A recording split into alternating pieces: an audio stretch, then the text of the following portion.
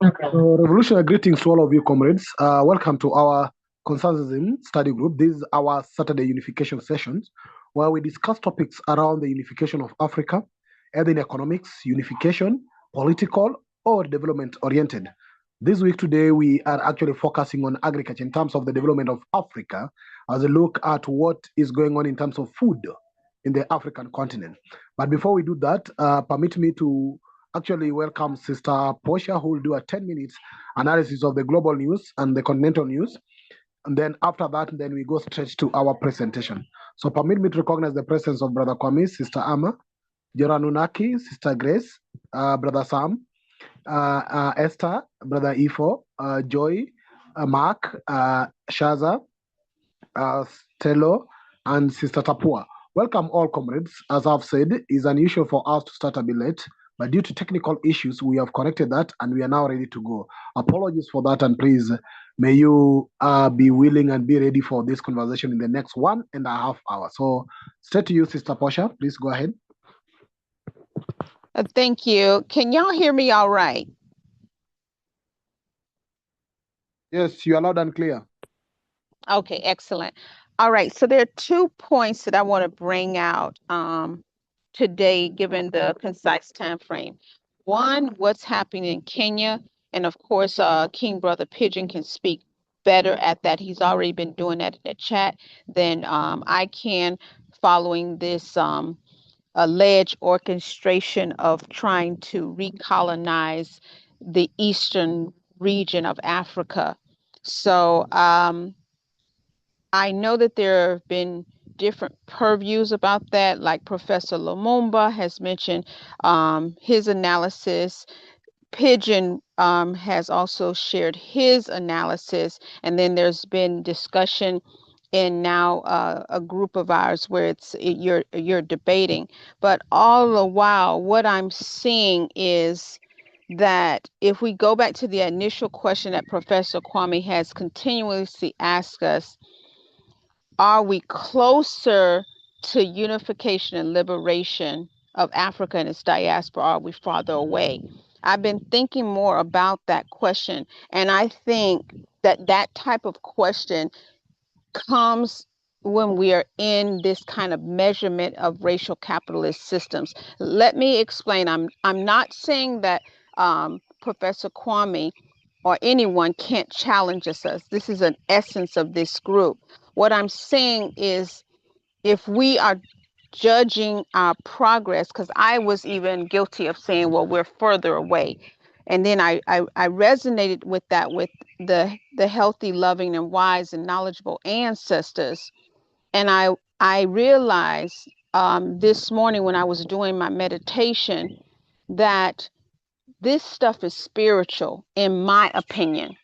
So I cannot use the measurements, and I'm just talking about myself alone. I cannot use the measurements of these racial capitalist systems to determine whether Africa and its diaspora is progressing or is further away. If I look at it in those terms, I will always have the answer that I previously had, which is no, we are further away.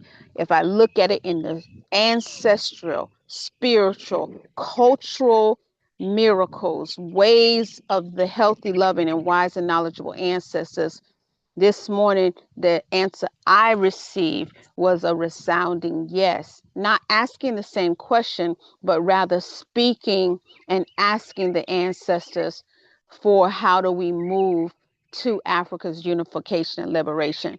So this is a siloed point of view, and I would dare say that we are closer. There is something, we talked about movement last Thursday, there's something moving in these universes that even though it can look like in racial capitalist systems, it's the same old, we usually hear the same talking points. Africans are not united. I myself have given examples, and then there's the counter, well, we are. And there are all these examples to show how we are not progressing. And I think if we go again to the spiritual, the ancestral, and the cultural realms, we'll see that we are progressing more than can be seen in these racial capitalist systems. And then to the other point, it's about this Ebola virus that is now outbreaking the Democratic Republic of Congo. I need to be very careful here because we do know that sometimes when we speak about these public health non-communicable diseases, there can be pushback, especially when one is not a public health professional, which I am not. I am a human rights defender without a public health background. What I can say, when I saw this come up, and then I also saw earlier that there was something with this cruise out of South Africa, it gave me pause. And we do know, for the record, Africa and its diaspora, we have unfortunately countless examples of where there have been racial capitalist systems that have tried to use health, a person's immune system, against them to control the masses. And that is not an alleged allegation. That is fact. If you go and see, for example, the Tuskegee experiment, if you go and see, for example, in the United States of America, the Center for Disease Control and Prevention that made an apology for what has happened to Black populations under the guise of saving them in a health manner. So we please keep our eyes on those 2 points. And then the wrap up is, again, if we go into racial capitalist systems, we see, I listened to the CDC press conference today about the Ebola virus. And one of the things is CDC Africa. And one of the things was saying that they need money. And then I heard the person, I'm paraphrasing, we don't have this, we don't have that, we need to be better here. Again, the same type of points about what Africa don't have, perhaps forgetting how much of oppressions have gotten us to these points of not having. So anyway, that gave me pause that we cannot depend on these racial capitalist systems to give us money to help us get out of these warfares that we're in. We must, or I suggest we go to additional powers that are the ancestors. Thank you.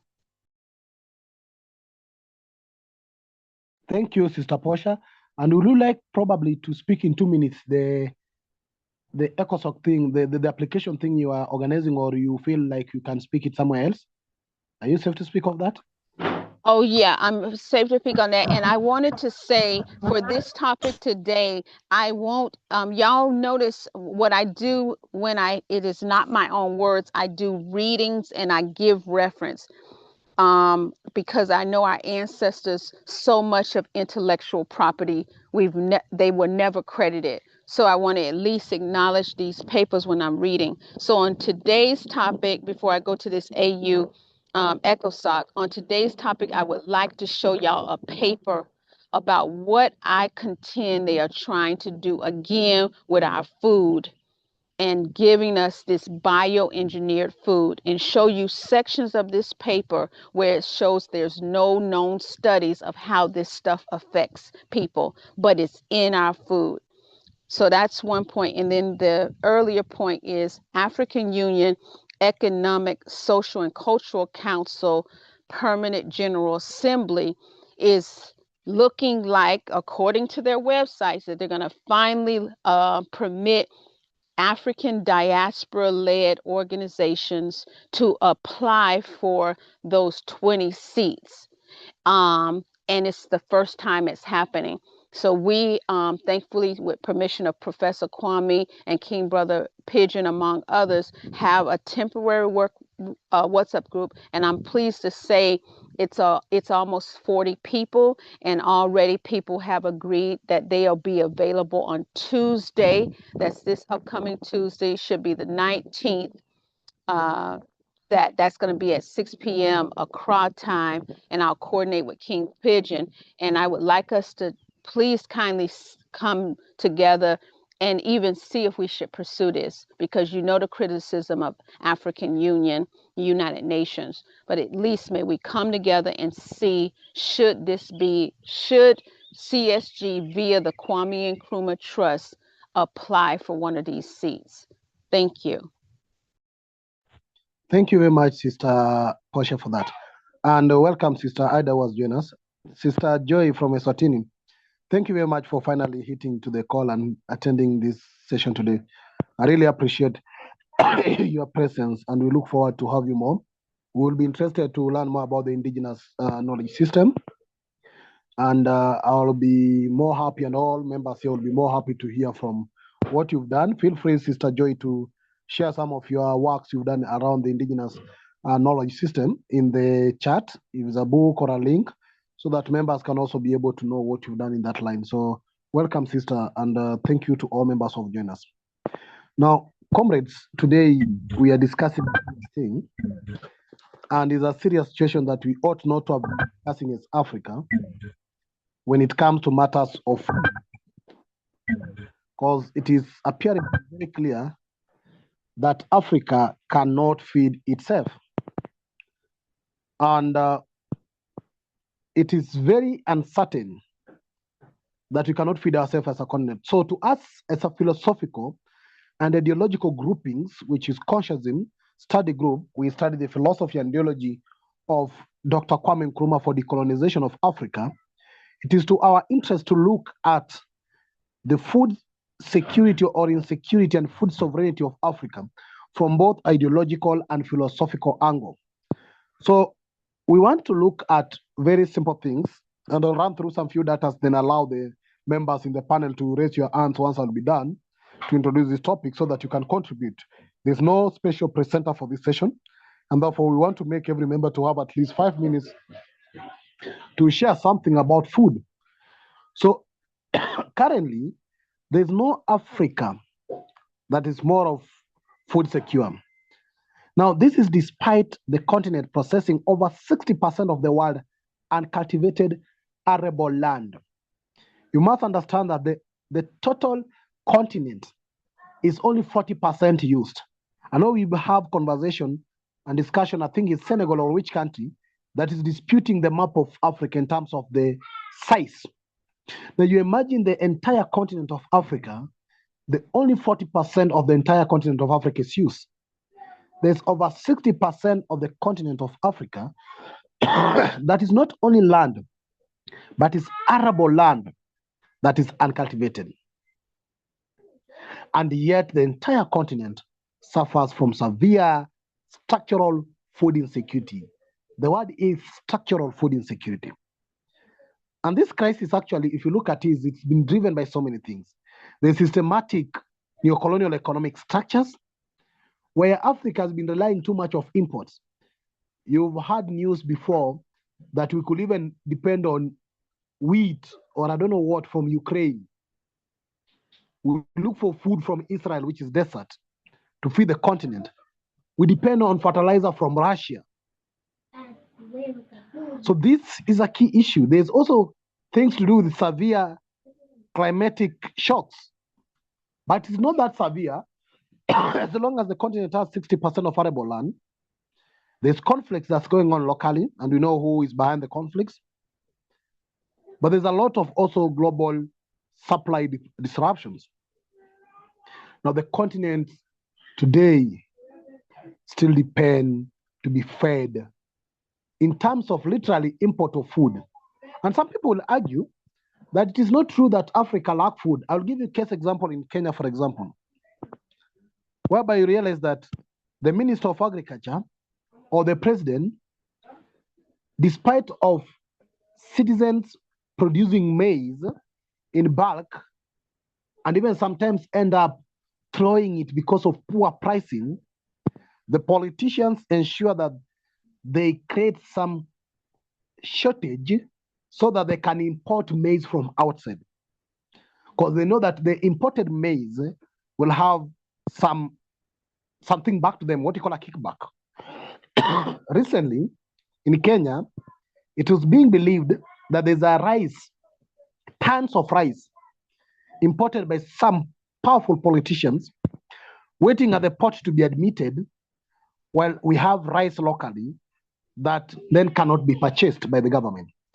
So some of this food insecurity might not be also true.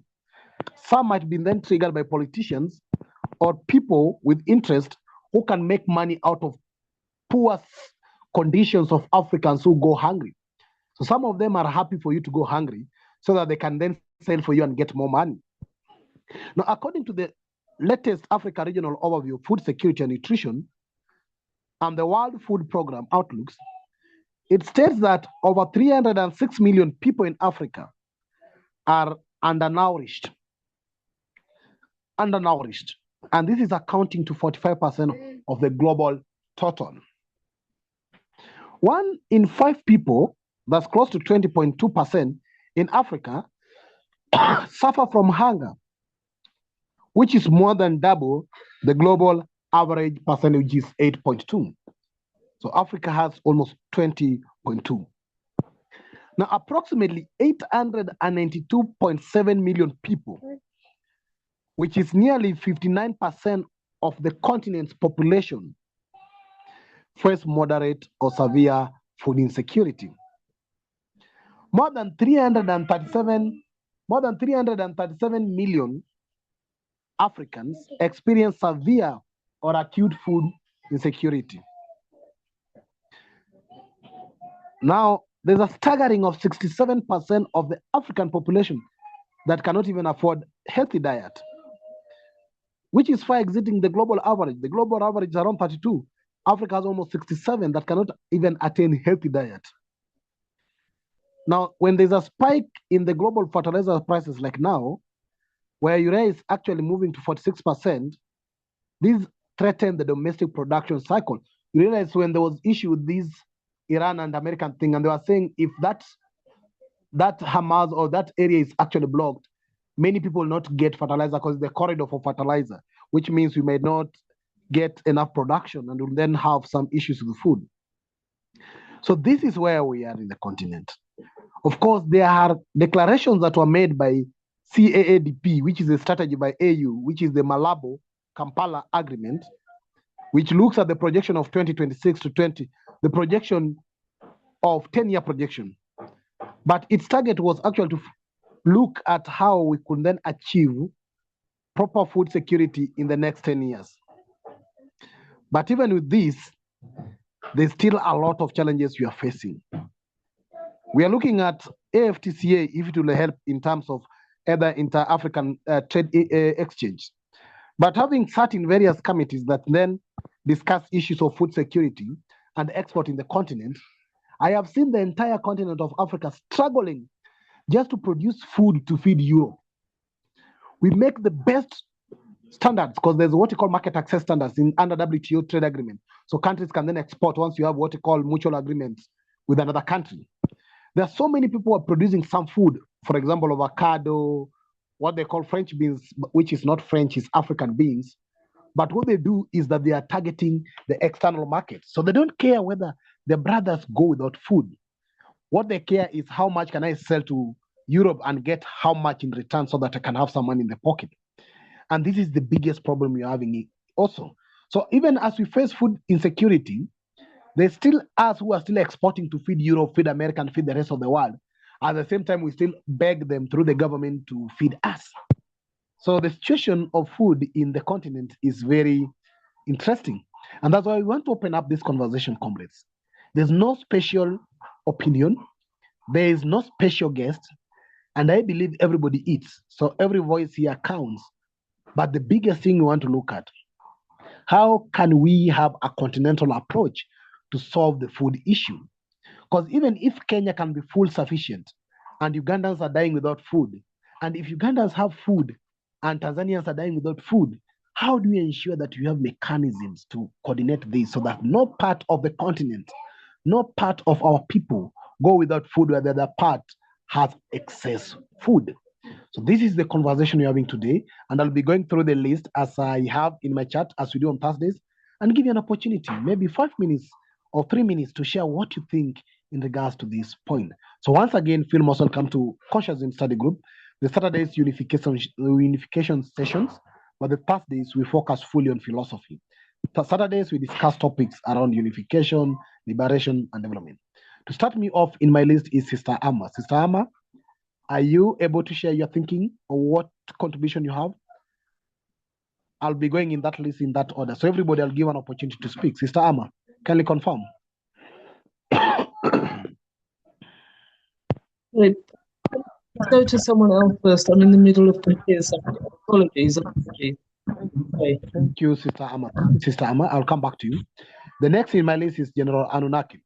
And just to let you know, of course, General Anunnaki, you'll also maybe tell members, because you've been engaged in food production in South Africa, trying to do other things in South Africa. And actually, General Anunnaki is leading a small project we are starting as CSG to start planting something in South Africa, the moringa seeds over there, to see if we can then get into agriculture as well as our people.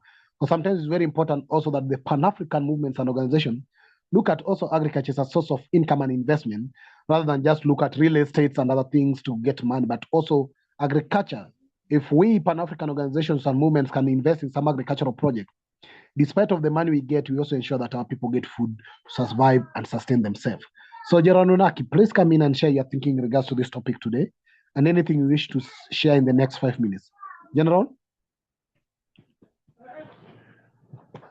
Son of the lake, give thanks for everything which is good. Give thanks even for everyone who is here. Yes, family. Yes, as my leader here has just exclaimed, we are basically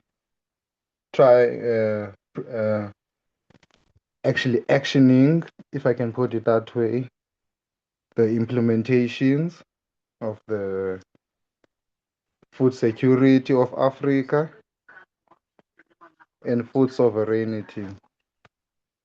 So yeah, I give thanks for that. I give thanks for that opportunity. So my thinking on this topic, of course, will be echoing some of the things that we just heard from our wonderful members. But one thing I want to emphasize, and it's something I've been also myself have been actually analyzing, researching, conducting a lot of experiments over the issue of seed banks. As you all know, the Europeans, they have their own world seed bank, which is, I think it's in, if I'm not sure, it's in Switzerland, if not Sweden, if I'm not sure. Between Sweden, Norway, or Switzerland, they have a seed bank, world seed bank vault there, where they keep all the seeds of the world there in case of a doomsday scenario, so that in case if the vegetation is destroyed, then they can replant. That is basically the idea behind it.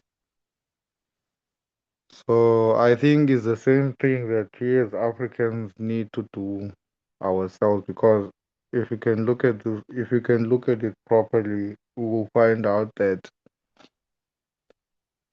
the food we are eating is not African food, to say. Basically, the food we are eating right now is not African food.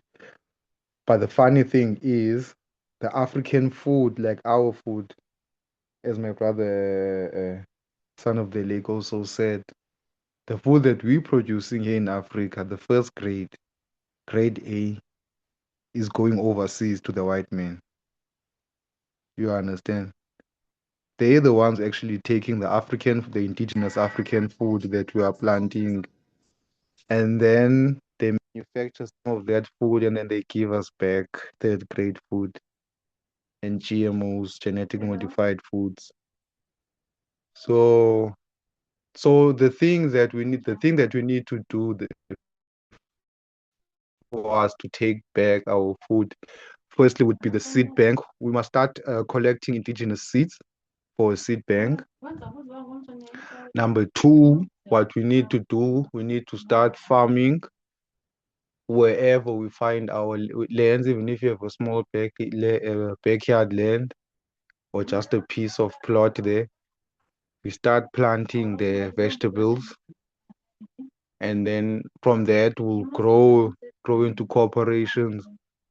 As we grow these corporations, this will allow us to actually, it's not more or less trying to catch up with the white man, because we'll never catch up with the white man now. It's too late to catch up with him. If we're talking about agribusiness, no, it's too late for that. But what's important for this is that for us, we need to change the mindset of the African from being dependent or being a consumer to being a producer. That is what we want to do. And then when that time comes, the Anunnaki know when that time will come, then we'll start to organize ourselves into agricultural groups like in the past. But for now, if you say we're just gonna start corporations, and it's not gonna work because we still have that consumer mentality, you see. So the main I've mentioned three things we need to do.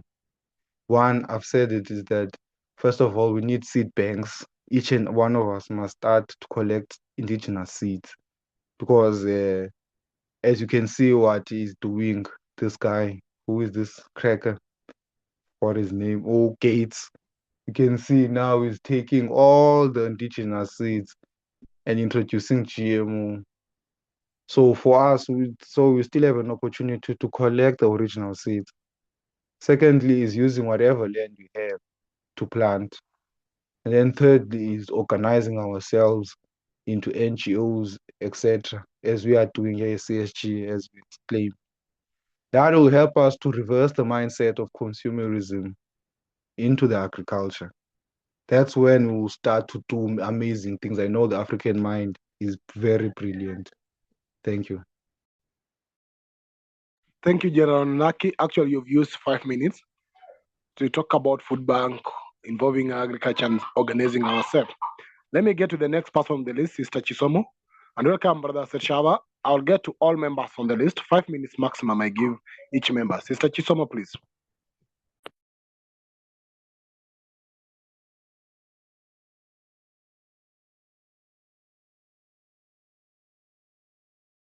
Okay, if Sister Chisomo is not ready, I'll go to Brother Ifo. Brother Ifo, please come in.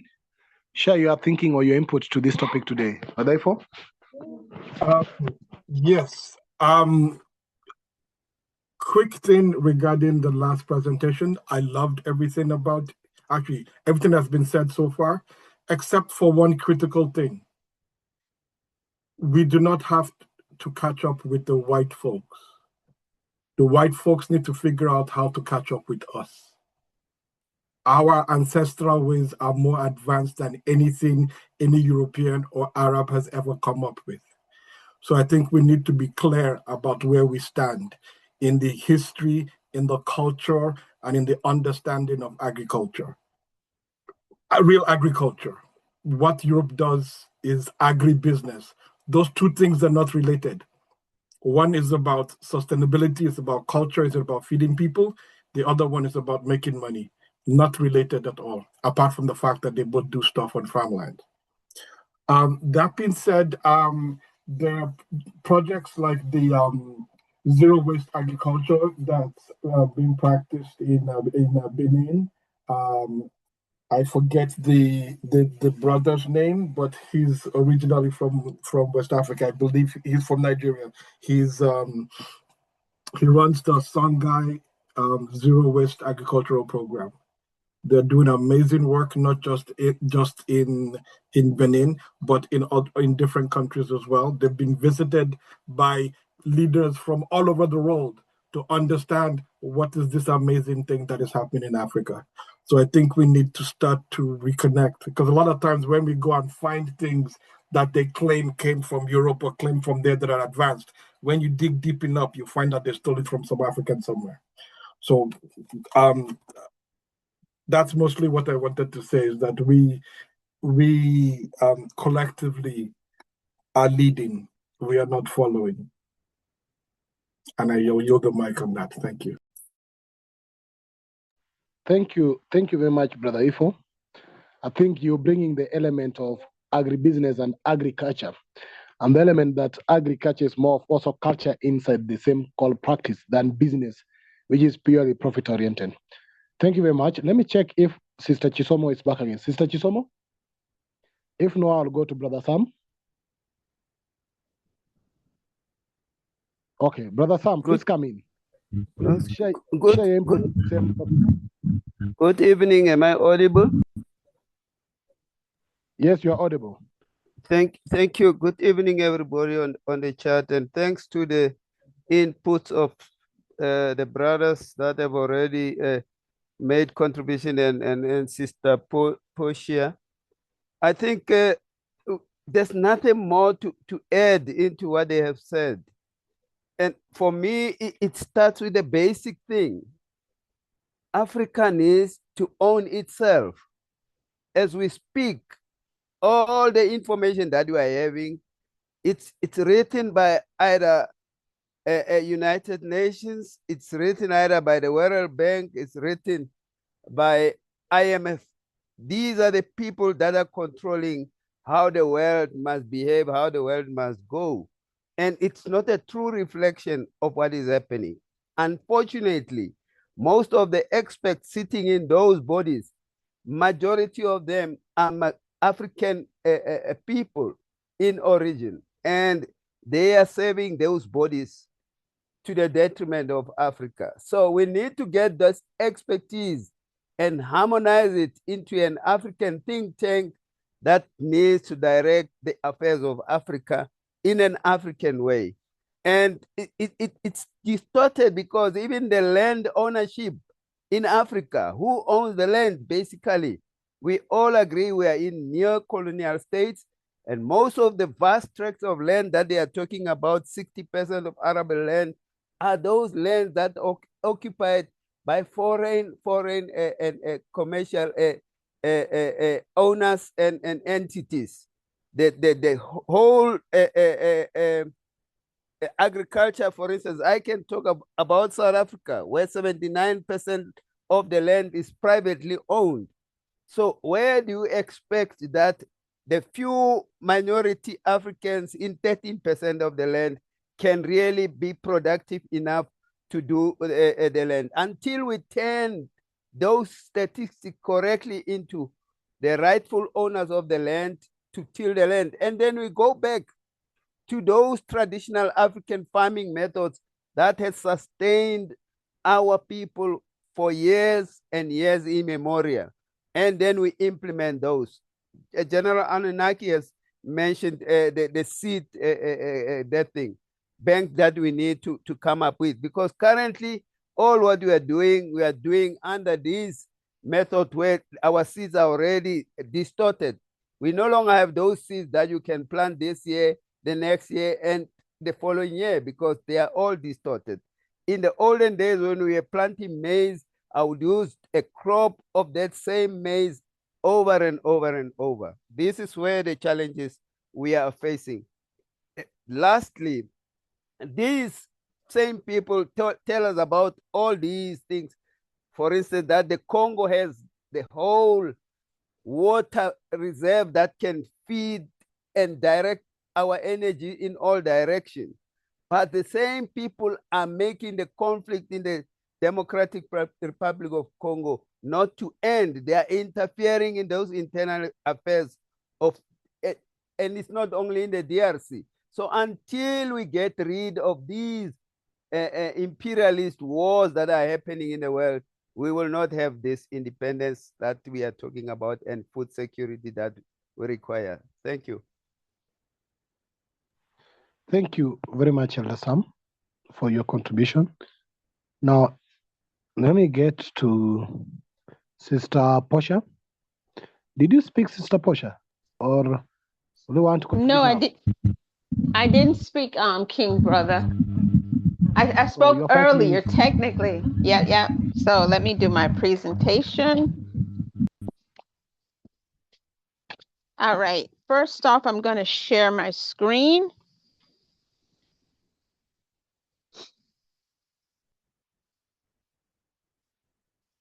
Okay, I'm going to start with this conversation article. Can everyone see that?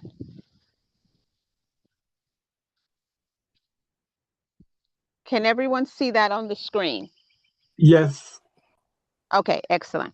Okay, so I remember when I first got to Africa, and I was totally unaware. I was totally not conscious. I thought I was conscious, yet I wasn't conscious. I had a very North American purview of Africa, and I apologize to the African continent and its diaspora for that. So one of the things when I saw that, I was trying to champion that, you know, Accra, Ghana was just like a New York, United States of America. You see, I was doing the comparing and contrasting. I was like, oh, they got supermarkets.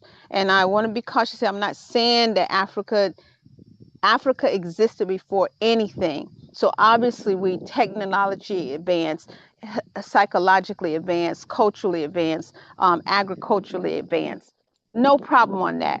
I'm talking about then when I got there. So I kept doing this compare and contrast. Oh, Accra has supermarkets. Oh, they have cheese. Oh, they have this.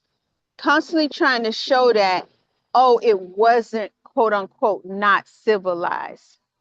And one of the things I did was constantly try to go out, always going to a restaurant here, not focusing on the indigenous food that is really highly nutritious, in my opinion. So this article here shows that this kind of adopting, which goes back to Brother Ifo's point of cautioning, this kind of thing of saying, well, they have this, we need to do that. They have that, we should do that. Africa and its diaspora, they the oppressors. I think we got to have pause in that. And that's why I keep saying now, growing into consciousness, that everything we need is return to our indigenous Akibulan principles. Everything that we need is there. It doesn't have to be that we are living in a past age or a past century, because it's applicable in every century.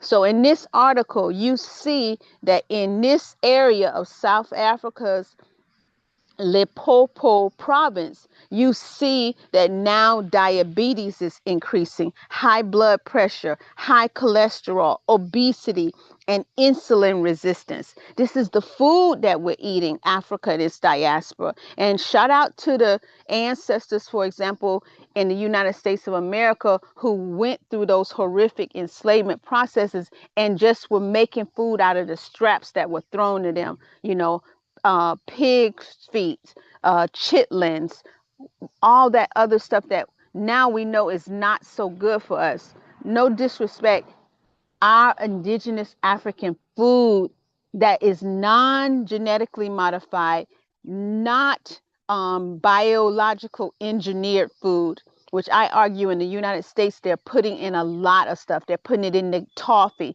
they're putting it in the breads, they're putting it in the sugar. And now I'll go to the other one. Let's stop sharing my screen.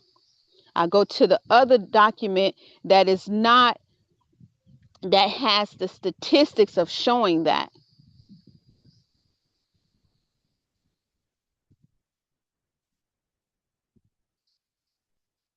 So on page 4, you see the summary of this report. In this report, and I already put in the chat where you can get this report, but you can see the author, and I'll share also the link to that conversation article so I can credit that person. But you see here that they are saying that this report basically is saying that it compiles a large body of evidence, among number 9, from well-controlled laboratory animal toxicity studies that show evidence of harm to multiple psychological systems. And it's saying you can't generalize, but then it goes on to say that if you go on to number 10, that the studies are presented show major positional differences between GM and non-GM crop varieties, including corn, and what do most people eat in most of their food diet? Corn. Then it goes on to say, and then I'll wrap up number 11, the report summarizes findings from well-controlled animal feeding studies, so that's a repeat from above, that show signs of toxicity from the consumption of GMO corn and another GMO crop, soy. And what's heavily being pushed now? So this food, as King Brother General said, it ain't even food. It tastes good. It makes us feel good for a short time. Yet what's happening? If we are really eating real indigenous African food, we will not, I suggest, as a non-health person, have all of these major illnesses, these non-communicable illnesses. So then the last point is, okay, you told us this, we already know this, what to do. I keep saying it, and that's what I'm going to now try to say it clear in that presentation next week. I'm going to try to say what next practically, realistically. And so I hope you'll join that presentation next week. Thank you. Thank you, Sister Portia, for sharing those sources of information. I think they're very relevant to the conversation. Let's get to Sister Tapuwa. Then we go to Dr. Stephen Phiri. Sister Tapuwa, please come in.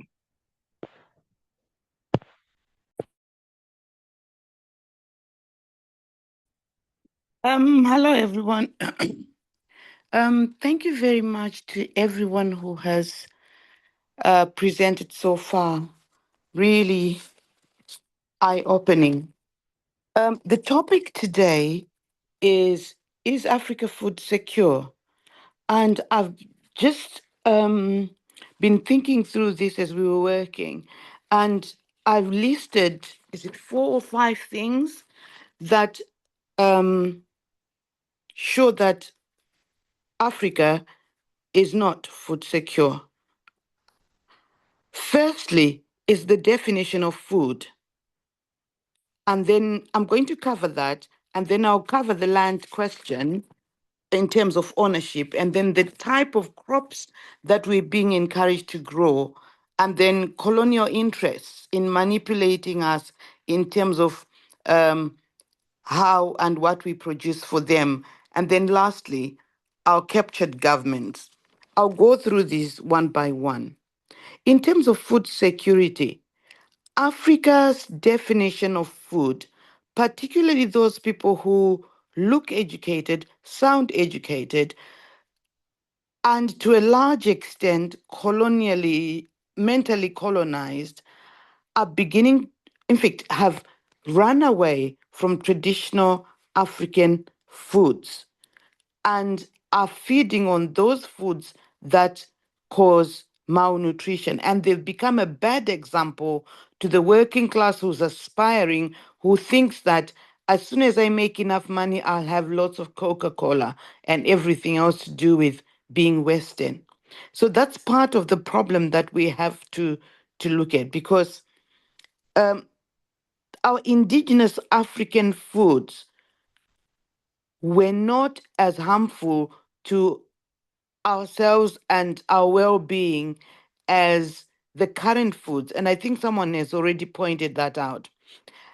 It's always a shock for a lot of Zimbabweans when you tell them that we eat lots of sadza. Sadza is from corn, that corn is not indigenous, that it was brought into this country as a form of cow feed. But because a lot of the people were now being employed on the farms in order to pay their taxes, they had to eat the crops that were being grown for fattening the cows and the animals because it was easier. So the colonialists actually introduced us to that food and removed, affected our interest in growing the indigenous foods that we were used to, because we were now removed from our land. We couldn't grow the foods because it needed commitment to grow the foods. and so on. So what we have here is a situation where if we are not sure as Africans of what food is, then we are not going to be self-sufficient in terms of food. The next thing that I want to point out is land. It's been pointed out already that ownership of land leads to self-sufficiency. In the Zimbabwean context, just like South Africa, a lot of our land was owned by the colonialists. But after our war, when we took back the land was not redistributed to the ordinary person.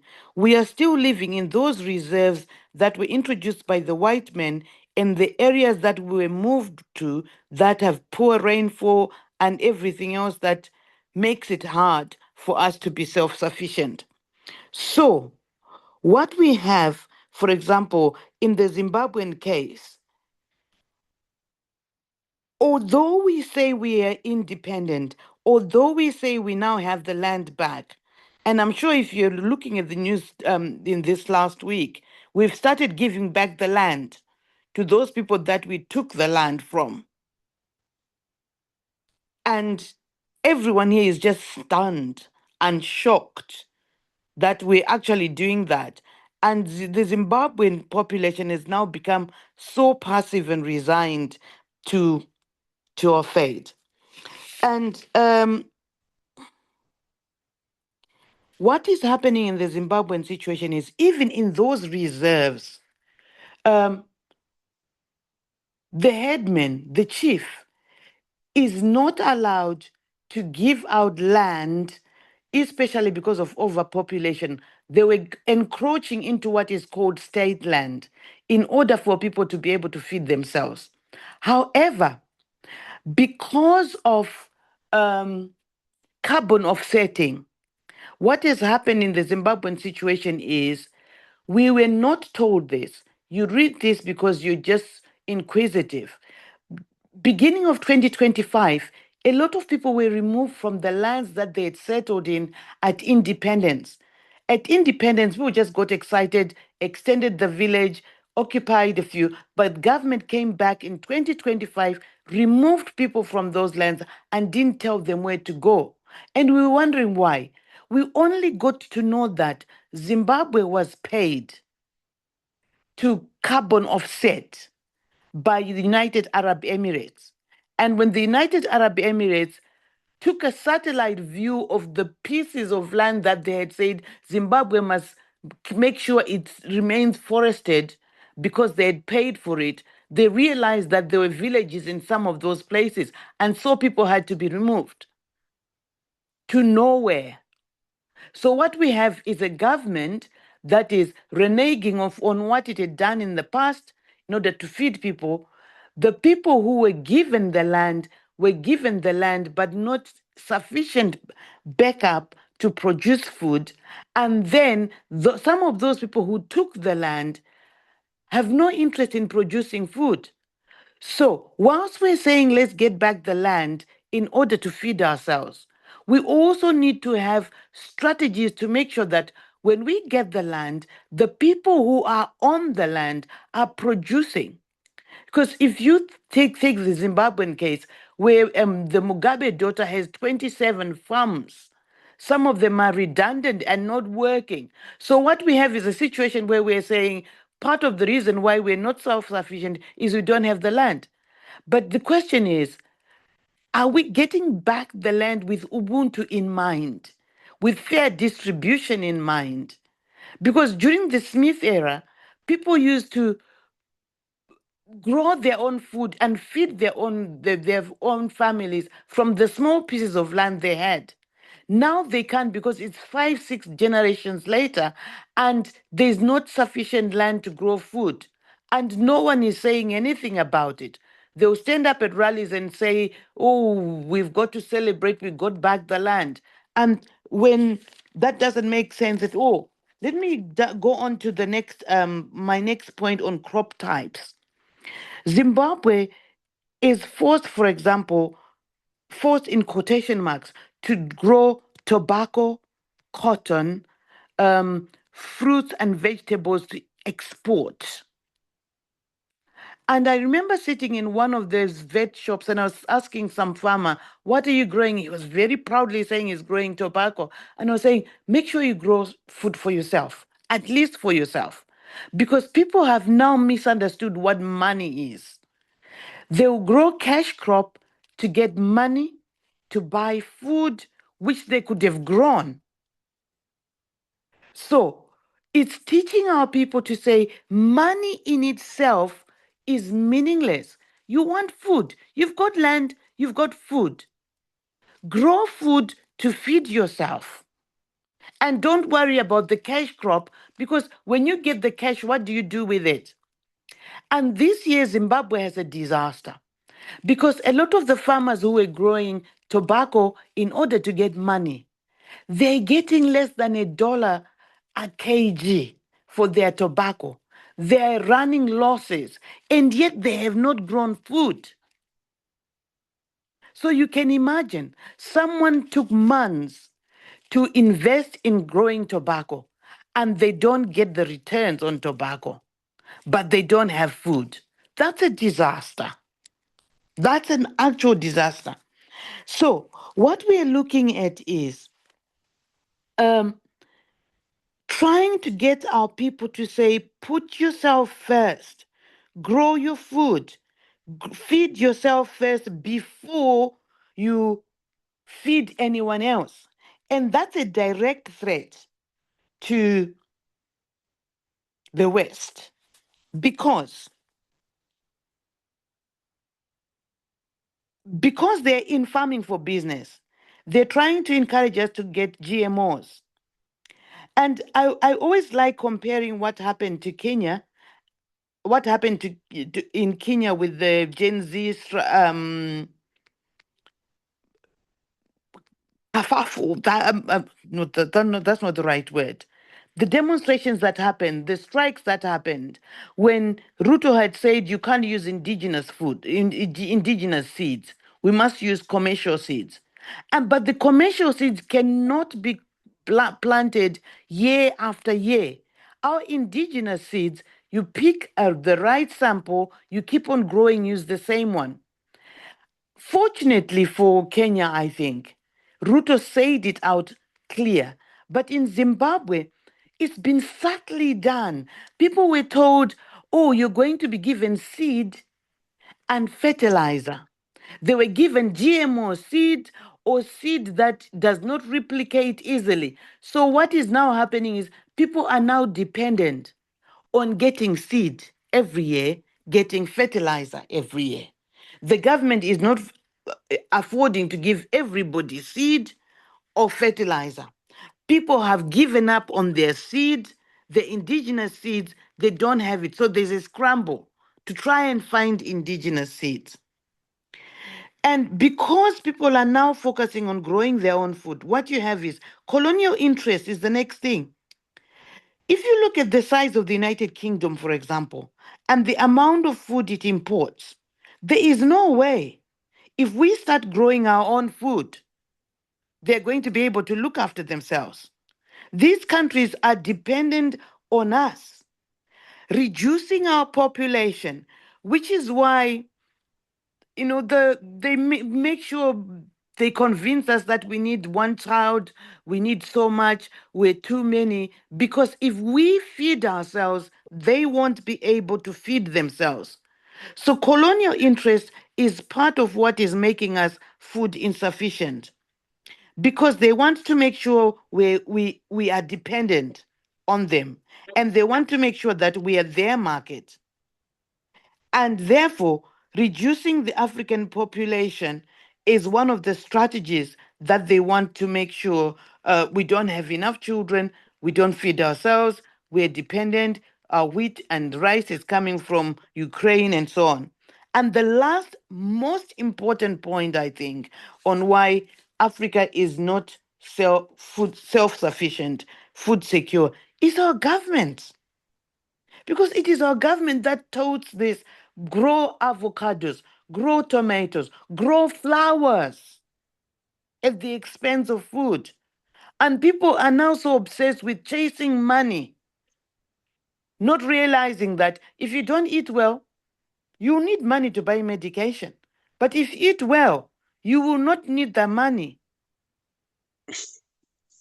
Therefore, what are we doing? So I think we really, really, really need to try and go the Traore way, where the government takes charge and tells people what to do, not grow cash crops, not grow tobacco, not grow those things that are going to make sure that we don't feed ourselves, we can't feed ourselves. We're dependent on NGOs, whereas we have land. I think I'll stop here for now. Thank you very much. Thank you. Thank you. Thank you, Sister Tapuwa. You've mentioned a lot of points. I wish if you have time during our conversation, you can put them on the chat. But one thing you've talked about is the traditional food. When I used to grow up, I'm not old enough, and you can know how long things have changed. We used to have a variety of what you call the flour, corn flour you're talking about. So we had the wheat flour, we had the maize flour, we had the cassava flour, we had the other wheat sorghum flour. There were variety. But today you go in the village, you rarely find sorghum, you rarely find millet, you rarely find cassava. And nobody even thinks that eating corn is the flour is something fashionable. So we rather eat indomie, spaghettis, and all those other good things. Even if you go to the chicken, rarely will you now find even a traditional chicken. We call them the original chicken, the hybrid, the original breed of chicken. You'll find these one mixed chickens here. You don't even find the original egg from chicken, the eggs we are used to. And slowly is that everything that we had before, we are losing them very fast. And it's like we are not seeing the danger in that. We are thinking we are conforming is a new system. But then what Anunnaki was saying, how do we keep these seeds? Because we may need them as we move along. So I think I wanted also to bring that up as Dr. Phiri comes in now. Dr. Phiri, please also share what you have in this topic. Yes, so thank you. Good evening. Yeah, I needed to listen more than I could talk because I don't have a lot of factual presentation, but I'll just speak from my experience. Yeah, so when I was just thinking, and I was just saying to myself, what is food security? That means being able to have enough food. Enough food, yes. And the food that you produce yourself. Then from the conversation, another question that comes, which was very important, is what type of food? It should be nutritious and healthy. Possibly that what constitutes what is called food security, when you've got a balanced diet. Then I was looking back now to the way we live. I was born in Zimbabwe. I grew up in Zimbabwe. I came to South Africa for my tertiary education for my first year and 2 PhD. I was here in South Africa.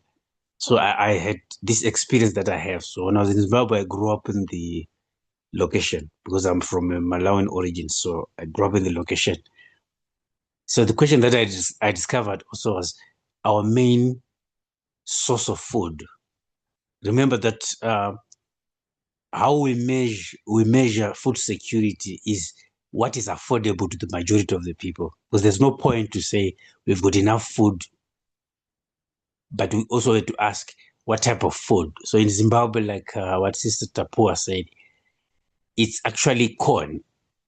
What do we call maize? In South Africa, we call it pap. In Zimbabwe, we call it sadza, which is the main one. But if you look at the most affordable type of food, is the one that is less healthier. And also when you live within a location setup, you realize that for you to have what is called basically a diet, a balanced diet, it's very difficult to have enough vegetable, enough starch, enough protein and stuff in one meal. Is very difficult. That means, in a way, in as much as we can sleep with a full stomach, but without healthy food, we are still food insecure because we don't even know the type of food that we are having. Hence, being food secure means also being able to produce enough food that is healthy. So if you look at us normally, who are either locations are more, those are high density suburbs that were created by the colonial regime. Like they are called, I call them human dumping places of Black people, which in South Africa, sadly, they even have got this idea called township economy, which is actually looking down upon, because townships were not created for real development. They were created as a way to cage Black people so that they can stay in a place which is far away from town, also, but access enough to go and work for the development of the colonial world. So if you look at the problem of food and its redistribution, most of us, especially in, because I've got an idea of people who grew up in location, because I've never really grew up in the raw area, but I grew up in the poor part of those dumping places. That's how I grew up. As a Malawian migrant in Zimbabwe, but I was born in Zimbabwe in an area called Kwekwe, which is a location. So that means the food that we used to afford was actually the food that was not, because remember the idea of corn came from Mexico. It was actually used to as animal feed, like what Sister Tapuwa said. So in Zimbabwe, that is the main one. And when I came to South Africa also, I found that that is the main one. We end up changing our type of food. Maybe when you reach a certain level, maybe middle class, whatever it is now, that's when we start becoming conscious of what to eat. But the question is, what is it that the majority of people in Africa really eat? I'm talking about those who are within these township dumping areas that I'm talking about. That means the majority of our people actually, they tend to feed on toxic. There's an element of toxic, and now we find that there's this introduction of these shops like KFC, McDonald's, and stuff that reflects possibly the American food. You know, that the one that's not very healthy. So the question that I always ask is, because I grew up with my grandmother, and my grandmother also had a little bit of an experience. So there was some time when we would just go into the bushes and into the what she would collect vegetables and stuff.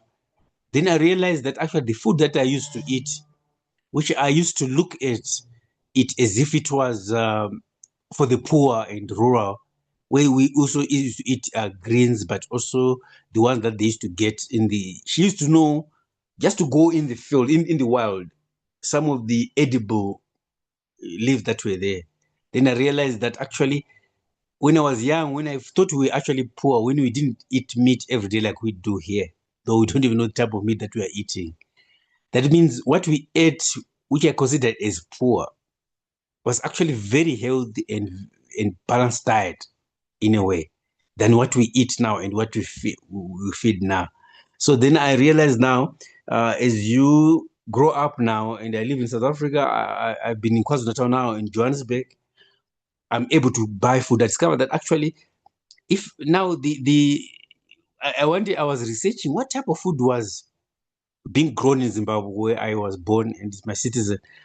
Then I discovered that they used to have sorghum, which is much healthier, sorghum millet, which is much actually very healthy, according to now. Now, if you realize that that was the indigenous type of food that was there, that means before colonialism, actually, we had actually much better food that gave us a chance to survive than what we have now. You see? So even now, even if we are to be given the land, we also have got to think about what type of food are we supposed to plant. Because if healthy food is accessible to the majority of the poor community, that's how we feed Africa. That's how Africa becomes secure. When we have got what is called a food security revolution, where we start actually rethinking even the issues of seeds and all the other things. And one of the things is not only seeds, but also I remember my grandmother also telling me that there are some herbs that are helpful in terms of health and stuff, whereby we rely on this other part. Yes, but I had quite eye-opening, because when I was here in South Africa some 3 years ago, I had an opportunity to go and teach in Benin, which is West Africa. So I was teaching at a university. They call them agriculture university, but it will be written in French, because in Benin they use French. But I was teaching in English. So I was living more away from the capital, is Cotonou, in the raw area. I can't even remember the name now, but it was not very far from Nigeria, because I know that the many Nigeria, actually that area that I was, they actually speak Igbo. Is it Igbo? Yeah, I think that area, because I think Benin it's a colonial place which was cut. Nigeria and Benin, it was just cut in the middle, it's like the same ethnic group. That area was rural, but it's an area that had very healthy food, and all the food that they had in that area was not like this from supermarket. It was actually from the foods that they found, or the plants, or the fish, and all the things that were there. Actually, it was the most healthiest food I ever ate, from chicken to rice to everything. Was not like something that is planted or bought in the shops. It was some people in that area. I don't even think, according to my experience of that area, that anyone else in that area actually struggled food, because the food we used to eat, because we used to have one meal at the hotel, then the other 2 meals we were supposed to find. We were given enough money to buy two other meals. So we used to go to areas where people sell food, and people were selling food there. Every type of food that we ate was purely organic. I still remember even struggling to eat the meat, because the real chicken is very hard. It's different from these chickens that are made in the laboratory in 3 weeks. It's so hard. So I discovered that area was not yet touched really by what you call modernity, which is relatively poisonous. And possibly they don't use a lot of fertilizer, which kills actually the land, because according to my grandfather, grandmother, grandparents, they used to say we need to use also indigenous fertilizer for because these chemicals that you put in the soil for fertilizer, they kill the soil after some time. But if everything is purely organic, even the fertilizer itself tends to stay more. So for me, I am this type of a person. Even my area of research, it's more on the post-colonial state. I tend to look at Africa within a bleak eye. I tend to research on what is really fallen unfortunate on us. And when you look at that bleak side and really research it, it's really said that everything that we do tends to have been controlled. So when I went to Benin, I used to go for a month every time, because I was still teaching at UJ, and also I was attached to the University of KwaZulu-Natal. So I'll be going there once for a month and I come back. Then after 3 months, I go there and come back. I found an area in Africa that is still, I use the word virgin, still organic, where I don't think people in that area in Benin actually will struggle because the food that we used to buy and eat, they also used to sell food among themselves. There was a lot and plenty of food, and it was a virgin land. When I say virgin, I'm referring to uncolonized land that I felt safe whenever I used to go there. And unfortunately, my contract also expired because it was just a project that finishes at one point. Okay, thank you. That's all that I wanted to share. Thank you.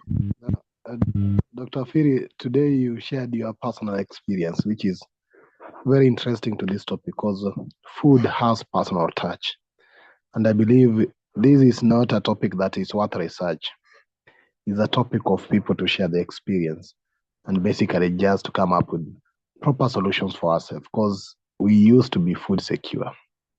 We used to have food sovereignty. It's not something we are longing to, it's something we had.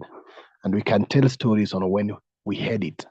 And like what you're saying, Dr. Stephen, there are some people still have it. So thank you very much for that. Let me get to Sister Chisomo in Malawi. Then I'll go to Elder Gleroy in Zanzibar. Then I'll get back to my list. So please try to maybe have 3 minutes, maximum 5. Then I'll see what we'll do if maybe we will not have enough time. Yes, let's go to Sister Chisomo. Hello. Sorry, I was outdoors and I couldn't speak earlier. Yes, in terms of food or food security, much of what I would say has been explained by Sister Tapuwa because the system seems to be similar to us. On seeds, I remember going to Malawi one time and I was looking at windows, when you're just window shopping and stuff. And I see this shop with packets of maize in packets. Some of it is green, some of it is pink, some of it is different colors. Not the actual maize, but it's been put in powder that's pink, green, whatever. But the shop was closed, so I couldn't ask what that was about. When I asked around, then they said, "Oh yes, we buy this seed, and it comes with chemicals. So the chemicals are applied right at the beginning before you've even started. So this seed has these different. So they said, oh, so you choose if you want the pink one or the green one, because the other one kills weeds, the other one kills something else, and the other one does something else.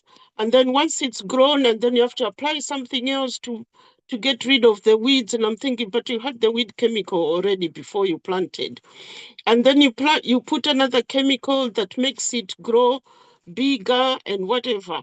So they keep putting these chemical. Come now, it's all this fertilizer business. And I'm thinking, when I grew up, we didn't discuss fertilizers. We were doing our own farming. Everybody was farming around the house, or they had fields that they farmed, but it was food for consumption. There wasn't much commercial farming as such. Commercial farming, we heard about it through things like tobacco and things like that. So we all had food. And then you'd harvest your maize and you put it in what we called in Kokwe. I think it's called Hokwe. Hokwe, is it in Shona? Where you put all you've harvested, so you pack your maize in this thing that you build to store your maize. I suppose just thought they don't do it anymore because of security reasons, because we've now got a lot of thieves and stuff, so they can actually harvest your whole field. You go back, you find your whole field, somebody else has harvested it. It's that bad. And I'm thinking all this also has come about because of what I think Sister Paul was saying. There's so much emphasis on money. So people are now harvesting other people so they can go and sell, make money. The people growing the maize, they're also doing it for money. And then there comes all these middlemen who buys all the maize from whoever has farmed their maize. They have to sell it at one point. You don't just sell willy-nilly, you have to sell to these people. These people will then take it to the markets. I don't know what markets they're talking about. Then it happened that last government, the people who bought this maize stored it. So what they do is store it and store it and store it until all the maize and maize flour, because we also eat the nsima, the suds of the pap, we call it nsima, until it's run out and people have nowhere else to buy. Then these people will release the maize to sell it at a very high price. So basically they are stealing from the farmer, buying it for peanuts, and then stealing from the buyer, selling it for a very high price. Unfortunately, governments changed in the middle of it. The new government refused to buy from these people on the grounds that initially they had hidden the maize, the country was starving, and now they want to release the maize at higher price. And the president said, "No, I'm not buying from you. I'll buy it cheaper from." He bought it cheaper from Zambia. He just phoned Hikainde, and Hikainde released some maize for Malawi. So it's that bad that people have to buy maize from elsewhere. Before, we were the ones selling to these countries, but now we're looking for maize because Ukraine could not give us any maize. So we're now buying from everybody else, and it's all GMO. And like they said, the ground now is contaminated to the point that even when you grow the maize, it doesn't grow that much. I suppose that's why Bill Gates comes in to come and lie to us that is bringing farming mechanisms that will yield more, and then we'll have more food. But places like India, I think, and other countries have banned Bill Gates, and they've banned GMO foods. But our politicians will insist on giving my people fertilizer and a bag of maize. And once they've grown it and sold it to them, then they have to wait for them to give them a bag of maize for food. So why were you selling it in the first place? And then when the maize doesn't come by, then they start fighting, the politicians and the people. And people no longer farm because, no longer grow food around the house. Like I said, you'd have vegetables around your house. They'll keep the land bare so that they're given this free food from the government. I went to Malawi just two years ago on a voluntary basis, and I was attached to a school that does permaculture, and because I would see it on in videos by some other Malawians who are doing permaculture, and it's really, really, really, really good. You have food throughout the year. You're growing all sorts of things. And then I said, so why is it that Malawi does not promote this kind of farming? Oh, the government is not interested because they want to give them the fertilizer and the maize for votes. Because when they give them that, then they vote for them, you see. So the people think the government is helping us, is feeding us, whatever. And when we also had a diaspora thing that we did, and this Minister of Agriculture was talking about mega farms. Oh, now we want people to do mega farms, but you must have a minimum of 20 hectares. So how many people are going to have 20 hectares? And who is going to give them 20 hectares? They gave the land to themselves and the Indians and white people to do these mega farms. But I asked him, I said, why is it that you don't promote permaculture that will have food throughout the whole year? Oh yeah, I'm a specialist. He literally says, I'm a specialist. I did permaculture and I did this and I did that. But why are you not telling the people? Do you see what I mean? So why are you not telling them? He just keeps quiet because they want to just rip off people, manipulate people, and it just goes on and on and on and on. And it's so sad. It's so annoying. The other president, Bingu, started promoting food security. He called it Malawi food basket or something. He even did a book on it. When that Sister took off, Chikapa, your hand is up. when they started fighting with the British government, the next thing he was dead. We woke up one morning, we had no president. Thank you. Thank you. Thank you very much. I'm sorry to cut you short. No, that's fine, I I'd finished. No, thank you. I still have some more people who haven't spoken. So, Elder Glenn, tell us what's going on. What are you eating thank over you. I've joined late. I hope people have. I don't know if it's been covered yet, but I think that one of the issues that must be addressed when we talk about food security is how much of our crops, governments are utilizing land for cash crops. I visited Tanzania in 1999. We were determined not to see the new year in Europe.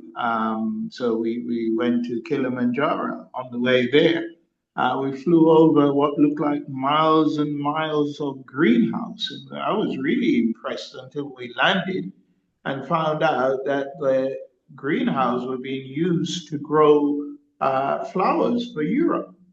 So it is an important aspect of all of this is how much of our land, especially those governed by government, are being used to produce cash crops, because I know obviously there's an interest in getting that. We should also be looking at the ability of Western government to bring in cheap food into a particular region that they decided. What happened after the earthquake in Haiti, even though the farmers who were not affected by the earthquake had produced or were producing rice, the American government flew in tons and tons of rice, and after the free distribution, starts selling them, undercutting the price of the local farmers. And that's a part of this process that we need to make sure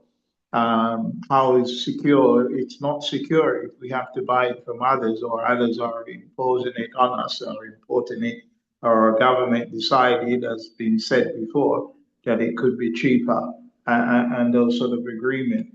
But I also want to say that it always troubles me whenever I hear information about Zimbabwe and the land issue, and people forgetting to include the fact that the European Union, the US, and others were applying sanctions. And I was in Zimbabwe and visited one of those farms that had been taken over. One of the main issues was that they could not purchase farm equipment that in order to keep the farm going. And it always amazed me that people telling us, and I know this wasn't said today, at least not during the time I was listening, it amazed me that the white farmers are somehow able to be good farmers, and Africans who were farming hundreds of years before were now unable to take back the land and making it work, ignoring the impact of sanction.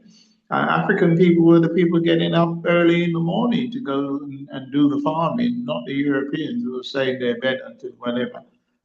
So it is part of the story that sanction was an application to prevent us being able to do that. But I also am interested in the statement Sister made about the cash crop, that even during this time of difficulty in Zimbabwe, they're still trying to produce tobacco, whilst instead of trying to feed our people. So these are things that need to be examined. Cash crop is still very much an issue on the continent and remains so. I think it's one of the things I want to investigate here if we continue to do the kind of thing that I noticed in the 1990s, if that is still going on.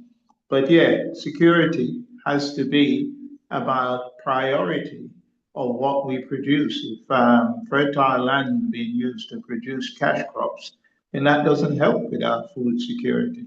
Thank you, Chair. Thank you, Elder Gleroy.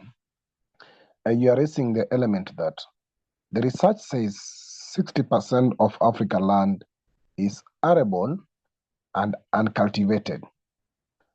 Now the 40% that is used is almost 80% on cash crop, as you're saying. So you'll get even the 40% that you're using, 80% of that is on cash crop. There's a big land on tea farms in Kenya for thousands of acres for James Finlay, Unilever, Williamson, thousands of acres. There's a big farm for pineapple for Del Monte, export, thousands of acres. There's a big farm for Delamere, flowers, thousands of lands for flowers for Europe. There's a big farm for a company now doing avocado. I don't know if I can remember the exact name, but thousands of acres. There's thousands of acres for trees, eucalyptus, for timber and export. So even the 40% left, almost 80% is on export and cash crop. So comrades, I'll request that you give me at the next 10 or 15 to cover up the minutes we lost. Let me Can I just say thank you for showing me this on my last visit to Kenya. Thank you for showing me. Thank you. Yeah, welcome. Yeah, remember we went around some of those pineapple farms that were acres of land when you came to Kenya. So thank you for that, Elder Leroy. Now let me get to Comrade Esther. Esther, can you introduce yourself, maybe where you're joining us from? I know you might be first time here, but it'd be very interesting to know also the parts of the continent you're speaking from or outside the continent. Esther, please go ahead. You have your 5 minutes. And I'll try to run to other members as well. Esther?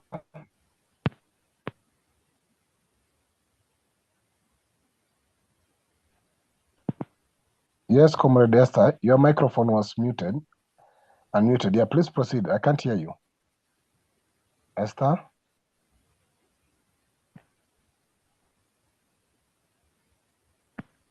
Okay. Can anyone hear Esther?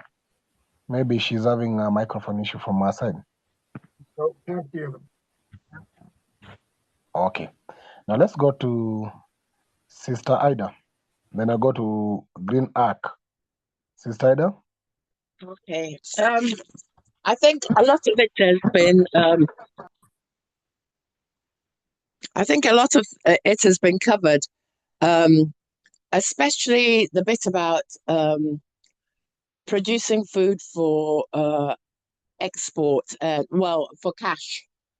That cash is such a big thing, and I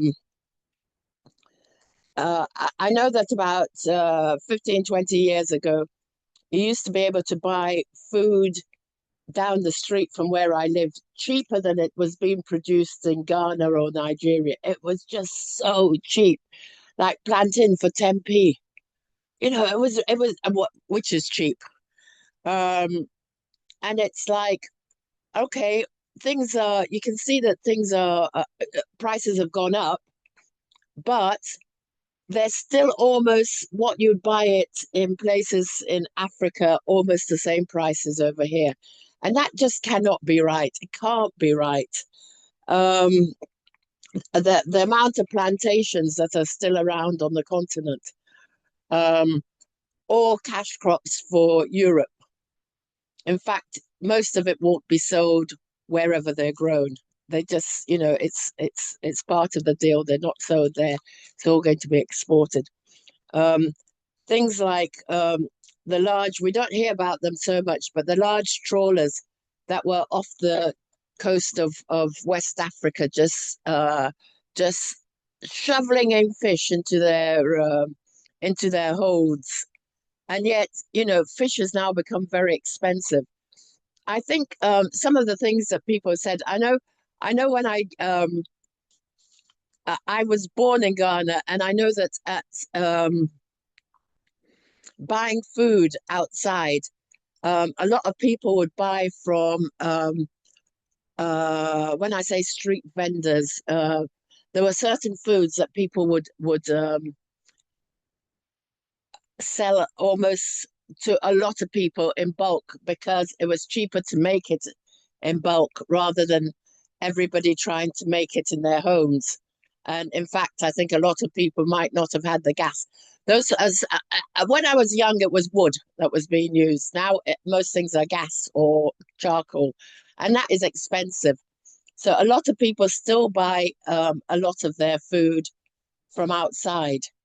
And what used to be cheap now is so expensive. It is expensive. You wonder how people manage to actually feed themselves, because it's just got the prices are just horrendous. And then things like I could only talk about Ghana really, but things like what was going on with Galamsey, and people were ripping out cocoa, which used to be one of our big industrial products or agricultural products that was sold abroad. People even got scholarships to go abroad from the cocoa marketing board because it was one of the big cash crops that Ghana grew. But come the greed for money, you know, everybody must have money and must have export money. People were just destroying the rivers and the streams in some parts of Ghana, and were also pulling out cocoa trees and stuff just because there was gold underneath. So I think that we have a problem with I think both Sister Chisomo and Sister oh, Sister Tapuwa has also have said about there's a problem about money and everybody wanting that money is so important, is more important even than realizing you've all got to, you've got to live, you've got to eat. And I think one of the big things that is happening is, well, for a lot of youngsters, are having problems with their livers and their kidneys and having to go for dialysis. So I think that's a big thing, but it's also because of food and yeah, the sugar content and things. Um, so I think I've said really the things I most want to say. So thank you all. Bye bye. Thank you, Sister Ida. Thank you for that. Sister Esther, can I try again if you can be able to speak? Sister Esther. Then I go to Sister Joy. Sister Esther, we can't still hear you. Maybe you might need to log off, then you log in again. Sorry, Sister Esther has posted in the chat that she's having technical problems. Yeah, she can try to fix that, either get out and come back. Let me get to Sister Joy from Eswatini. Sister Joy, can you share that? Thank you very much. I was typing my message because I thought, wow, what an evening. I thoroughly enjoyed it, and I'm so happy I attended, because as the Indigenous Knowledge Hub, firstly, as a Kingdom of Eswatini, we have a seed bank where a lot of indigenous seeds are being collected, and they are accessible to those who are interested in farming indigenous vegetables and foods. But what we do as the Indigenous Knowledge Hub, we have a place where we farm indigenous vegetables. The target is seed to develop our own seeds. And what we do with the indigenous vegetables that we are farming, in a small scale, we give it to early childhood development centers, because we've discovered in the journey of decolonizing the mind and the stomach, as we have coined our project, is that there is so much negativity and the negation. I've had a lot of people talk about, yeah, this is poor people's foods. There is so much of that going on. And I think targeting early childhood development care centers became for us the more reasonable space to begin this, because as we say in African proverbs, you start them young and they become the source of demand. So that's where we're at. And we're also trying to encourage that the care centers themselves take our seeds and develop their own gardens so that there's constant supply. The whole intention of doing that is hopefully when we get good funding, we will be able to bring in medical doctors to monitor the cognitive skills of these students, because of these learners, of this early childhood care center attendees. Because one of the biggest challenges we have is people think, yeah, we are being romantic about this indigenous vegetables. There's no scientific proof of its impact. And we thought if we started small with a few daycare centers, we would be able to test the cognitive learning abilities, whether there is an improvement. But of course, that takes a long time. We just need to start feeding these young minds with the right nutrient-dense vegetables that we are cultivating. But all in all, it's a very big need. There's a big need, but there's also a big need for testing. Geographic areas where you can just come up with actual evidence of saying, yes, there has been impact in the non-communicable diseases, because as many of the people have presented, there's so much pushback about you're being idealistic, you're being romantic without any evidence of whether there is any medical change, any change in particular diseases that these indigenous vegetables can contribute. So in the nutshell, I am in the right space finally, and thank you very much for having me. And I think I look forward to more interactions with this group, because this is the kind of space. And I even have been working on, I did a tech talk that took forever to publish because of the contention of this space of arguing for indigenous vegetables and indigenous foods towards being the future. They are a futuristic imperative, but as everybody has said, there's a lot of pushback. Thank you, and thank you for allowing me the space to share a few words, but I look forward to further interactions with you. Thank you very much, and good evening to everybody. Thank you, Sister Joy. We appreciate and we look forward to hearing more from you. To get the presentation we were to get almost some months ago, and I hope we'll learn more about the indigenous ways, because probably it's the only safest way that you can be more secured. It's the only way probably you can be more sovereign enough. So thank you very much for finding time to join us today, and we look forward for more conversation. I'm looking forward to get you more in our further conversations as well. Now let me finish with sisters first. Sister Shaza, then I'll be having Mark Rad and Sister Shaban. That will be the end of the list. Sister Shaza, anything please in regards to food? Yeah, greetings. I don't really have much to add to the conversation. It was a rich conversation. So yeah, that's the only thing I need to add at this point.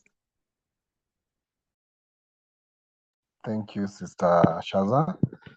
Mark Rad, you are joining us, I think. Hi, good evening. Can you hear Mark, me? please come into. Can you hear me? Hello? Yes, please introduce yourself as joining us from. I'm Mark Rod from South Africa. Yeah, I think most of the main points and issues have been discussed and brought up already. And I just want to acknowledge and say thank you to everybody for their contributions. From my perspective, I feel there's some underlying issues that has contributed to this situation that we find ourselves in, and it's more from a global perspective of how history and the colonial this fragmentation of humanity has brought us to this point. I feel, unfortunately, it's a minority that has spoiled it for the majority. And the protocol of divide and conquer has influenced humanity's psychology to the point that we struggle to actually unite and overcome this dysphoria of, not being sovereign human individuals and working together to overcome all these challenges. I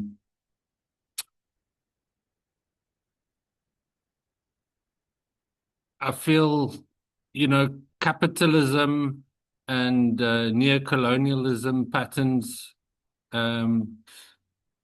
have exposed us and left us in shock, and that we have become easily manipulated and subjected to the ongoing propaganda that keeps us divided, and from local community level right up to international level.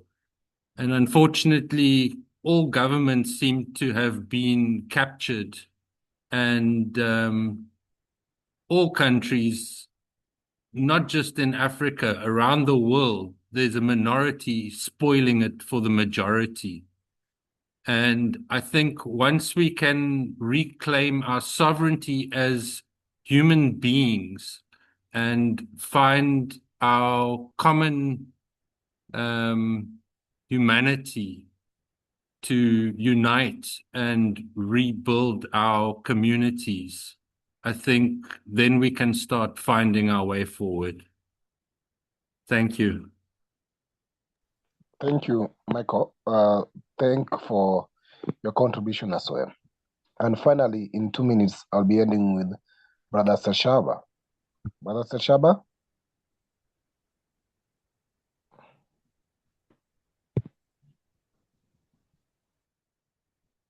Okay. Sister Amma, in that case. Sister Amma, are you able to share something? I know you said you are not able. Yeah, I suppose, I mean, it's been a very useful and rich discussion, so thank you, everybody. I suppose one of the things I'd like to suggest we do, not here, is amongst all of the challenges. Sister, can you hear me? Sister Amma, I will equally challenge you to probably move in that direction you're moving, what we are supposed to do. Having had all this conversation, maybe you sum it up on what you think we are supposed to do. Thank you. That's what I was about to say. I think it would be useful for us as we go into the chat to share some good news stories and examples. And there was one I was particularly looking for from Ghana, but I can't find it, where a farmer, I'm just summarizing it, but basically he was able to develop farming and move it to the farming a particular crop and move it to the north of Ghana, just basically through studying the land. So I think that would be useful. I think the other thing I would like to highlight in terms of the negative impact of cash crops is the impact it has on the soil, and that's where people are saying we need to return to more indigenous ways of agriculture and farming, where we do soil rotation, etc., etc. But I think in particular, and using Ghana as an example, the exploitation of people's labour, and in particular child labour, and in relation to Ghana and also Cote d'Ivoire, the place known as Cote d'Ivoire, Ivory Coast, in relation to the farming of cocoa. And in fact, cocoa, how it is used and developed, to primarily make chocolate for the West. And there's a big company based in Britain where I'm based, which is called Cadbury's. So the impact in terms of security is also in terms of our land, and also our labour and the exploitation of people's labour, and I'm highlighting in particular children. But thank you to everyone for the discussion this evening.